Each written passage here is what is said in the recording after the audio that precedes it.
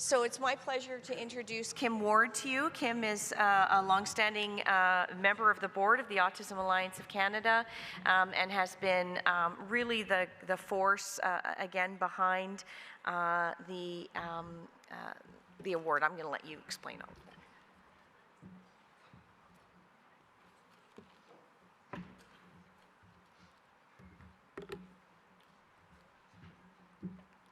Being from the West, I'm also in the same boat as Karen, although I'm at least 1 hour ahead. 8:30 for you.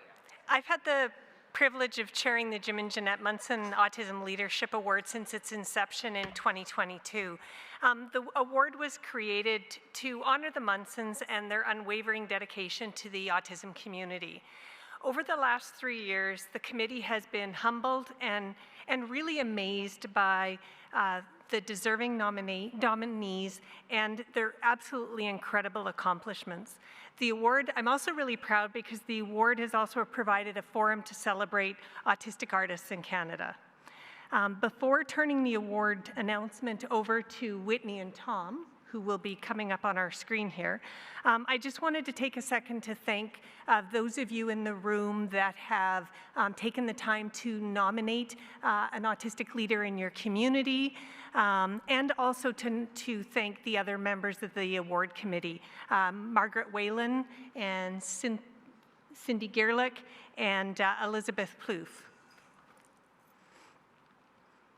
So without further ado, I want to turn the award ceremony over to a former award winner, Whitney Hodges.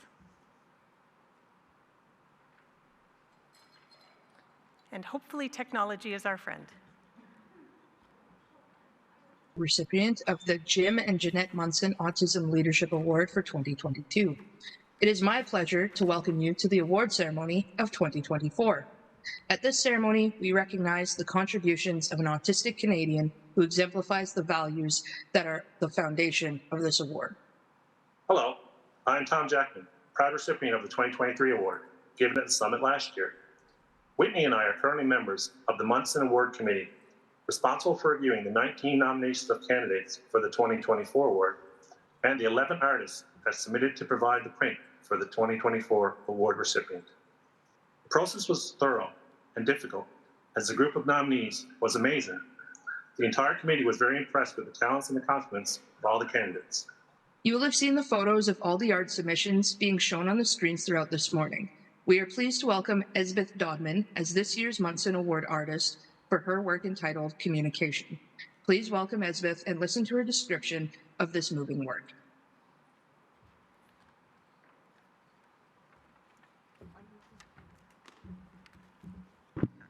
Hello. Communication is a tricky thing to navigate. Even though we use the same 26 letters, we can still lose one another. It's simply not good enough to know the words. You have to know when to say something and how to say something and who to say it to. Even though I had words to speak, I often felt very disconnected as a child to my same-age peers. I could see them, I could see you, but I just couldn't reach you. You were always just out of my reach.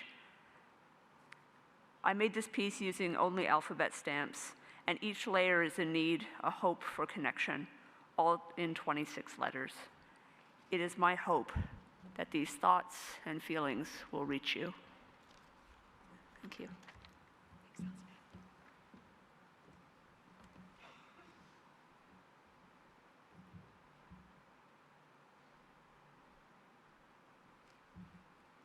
The list of nominees for the Leadership Award has been on the screens. And as you can see, the candidates represent a depth of dedication and commitment to the principles which are at the heart of this award: vision, collaboration, acceptance, openness to other perspectives, personal strength and integrity, as well as a track record of action, impact, and kindness. And now, Kim, the envelope, please.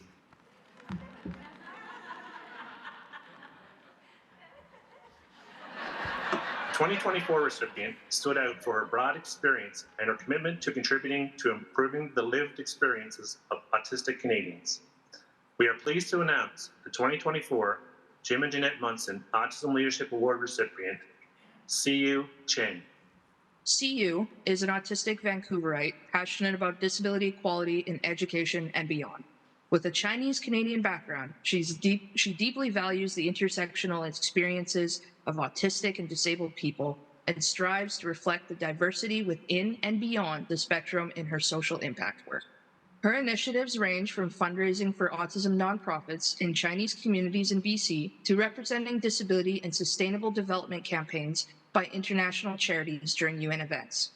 Most recently, she met with the Canadian ambassador to the UN in New York, Bob Ray, as a global youth ambassador of their world to discuss Canada's national and international commitments to disability-inclusive early childhood education. She also wrote and delivered an intervention as a youth and NGO representative during Canada's Voluntary National Review at the 2023 UN High-Level Political Forum on Sustainable Development. In front of Minister Karina Gould, she advocated for a more comprehensive consultation with civil society stakeholders and more inclusive data collection mechanisms in the Canadian government's effort towards the Sustainable Development Goals. She is currently working with non-governmental organizations like Sight Savers to engage autistic and disabled youths and ensure their voices and priorities can be shared at the UN Summit of the Future next year. In addition to working towards disability equality in social sectors, Siyu is passionate about disability in academia. She is currently shaping her interdisciplinary undergraduate program to approach disability from psychology, pharmacology, and science and technology studies. And she hopes to pursue disability studies further. Please join us in welcoming Siyu for her outstanding leadership.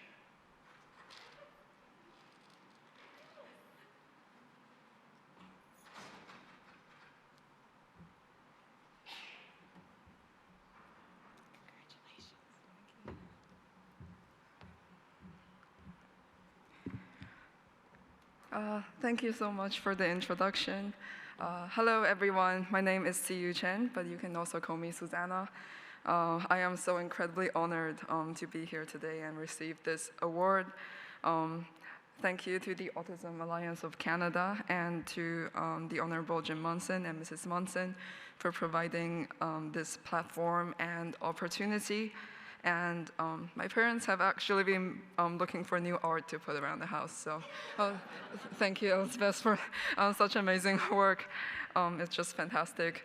And I think this recognition is especially valuable and motivating to me because as an autistic self-advocate, I sometimes feel like people don't take my activism seriously, especially when it comes to my personal passion, which is amplifying the voices and issues affecting autistic and disabled young people. But this award, in addition to all the collaborative initiatives run by the Autism Alliance of Canada and the advocacy of Jim and Ginette Munson for and with autistic people, sends a message that autistic voices are essential and valued in autism research and policy advocacy spaces.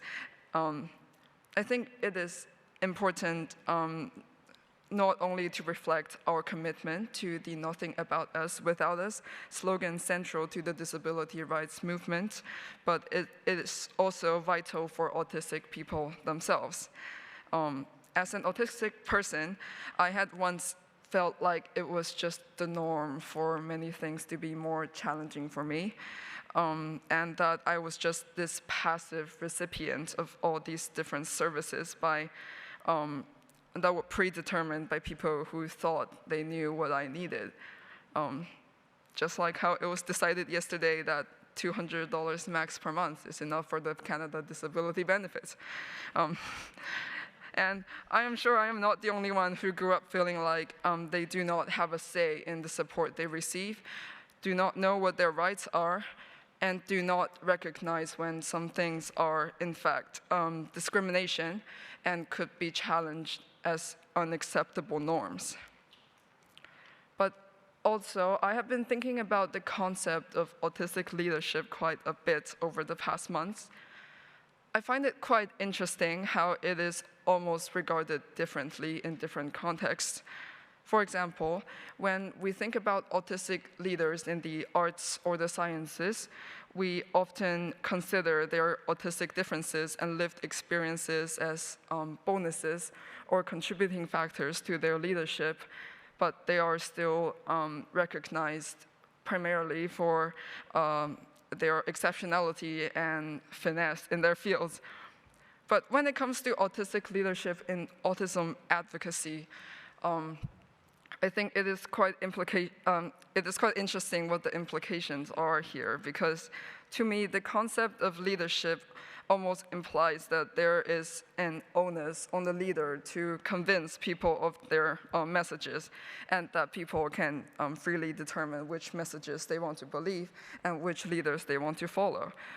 And I think it says quite a bit about how our society has been built, that we still desperately need autistic leaders in autism research and policy advocacy, that we still find it notable to recognize autistic leaders for their immense efforts to convince people to listen to and believe in how they experience the world. That being said, I'm not saying that it is not important for us to have autistic leaders in these spaces right now, or that I am not incredibly grateful for this recognition. Please don't take it away. My brain is just going down another neurodivergent rabbit hole and overthinking every single word again. But I guess what I am trying to say is that while we strive to better include all autistic people, especially those with other marginalized backgrounds, and empower them to lead in creating a more autism-inclusive Canada, we should think about how their leadership is all the more important and valuable because their participation and experiences had not been valued in the past. We're not ready to not have actually autistic leaders in shaping autism research and policies yet. Just like how the concept of autistic self-advocacy still needs to exist because no one else is really motivated and knowledgeable enough to challenge the ableist societal norms. But maybe one day autistic people wouldn't need to purposefully lead to have their voices heard, and that we can all be autism leaders in a world where there isn't this fundamental power imbalance and an unfortunate fact of who gets heard more. And I am using the motivation this leadership award has provided me to continue working towards making this happen. And I hope you can all join me. Thank you.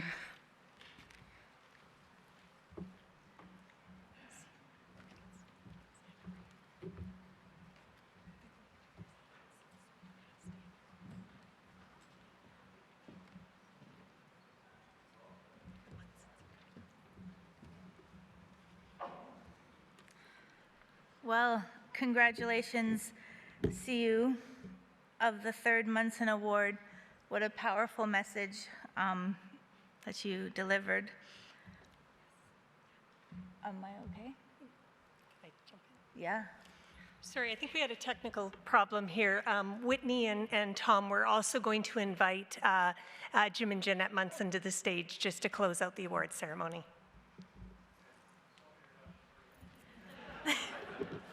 Thank you, CU, for joining us today and for being such an outstanding example of autistic leadership. Before we send you off to enjoy lunch, we wish to introduce you to Jim and Ginette Munson for some closing remarks.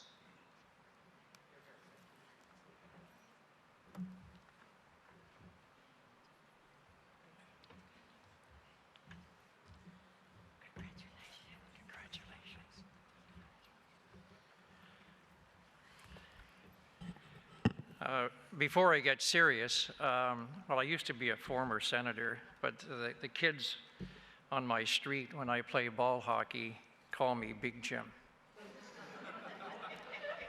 For those of you who are live streaming, you may not notice that, but that's my humble environment as an old-time hockey player, because I'm still playing hockey. Somehow we're going to have to get rid of that picture, Ginette.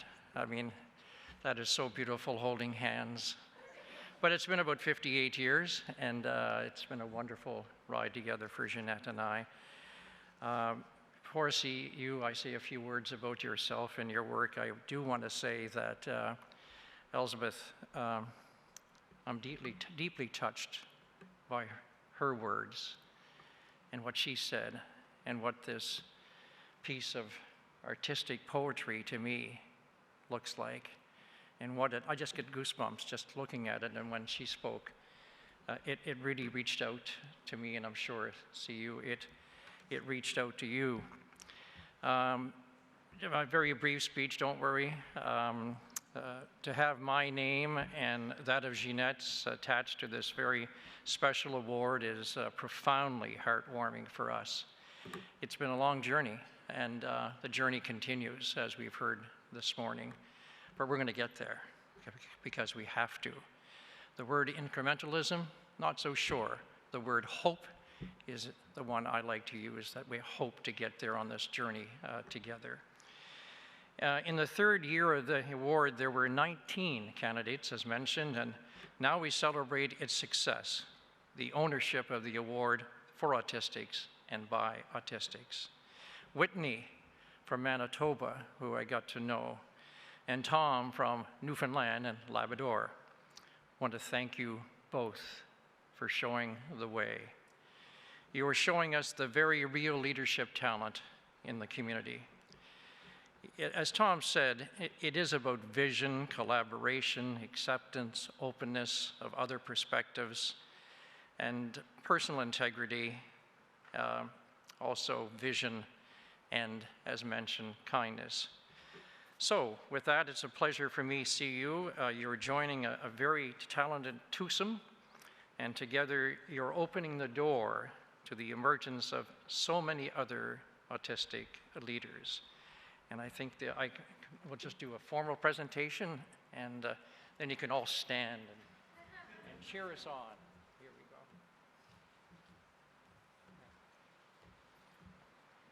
And we'll accept pictures.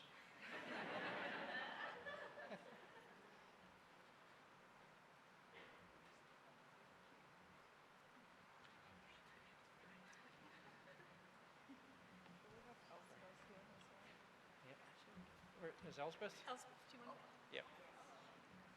It's beautiful, isn't it? Yeah. Really stands out. It's even more stunning up close. Where are you? Hello. Okay. Hi. Hello. Pardon me. No. Let's come right in here like this. I'm holding my breath. Wrong hand.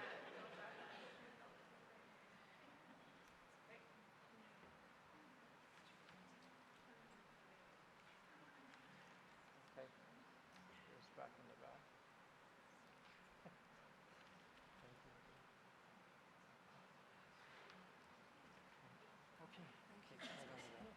Thank you. Take it. That's beautiful. And I truly have to say, too, to Kim Ward and to Marg Whalen, they just thank you to both of you. You showed so much goodness and kindness to Ginette and I along the journey. And as I say, the journey continues. I'm only 78, so there's a few more years to keep this fight going. Thanks very much. Congratulations to you.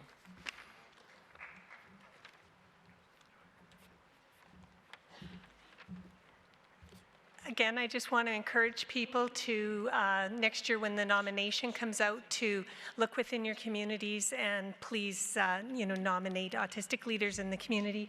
As CU said, we certainly want to elevate their voices to a point. I mean, it's unfortunate we have to elevate their voices, but just continuing to highlight the amazing contributions that autistic leaders are making in our community. Thanks very much.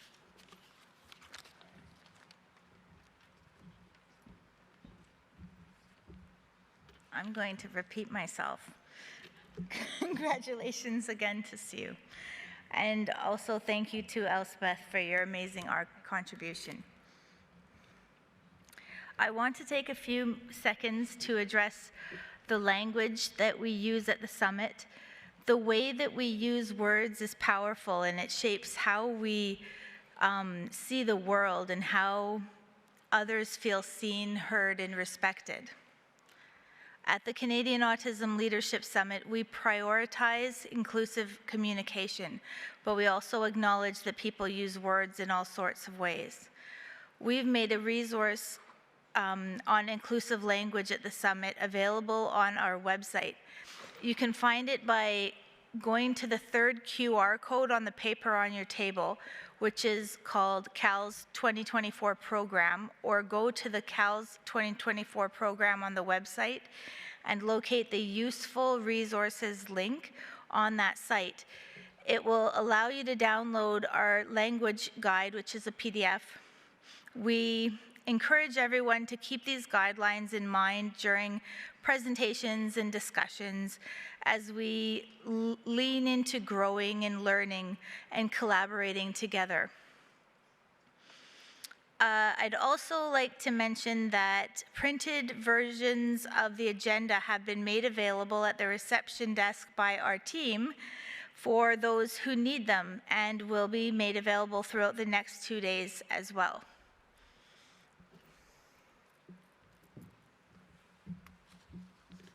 As we break, we encourage you to explore our exhibitor booths to learn about the supporters of the Canadian Autism Leadership Summit. Fun fact, one of our exhibitors is hosting a giveaway, so make sure to check all of them and find out which one. I'm not telling you which one, you have to check out all the exhibitors. We express our sincere thanks to our supporters. We also invite you to provide a testimonial during the breaks. A member of the Alliance team will be gathering your feedback. For your convenience during the break, please note the location of the Zen Den, washrooms, and coffee stations. Take this time to network, recharge, and prepare for the next session. We will see you soon, I think in 11:30, so 20 minutes.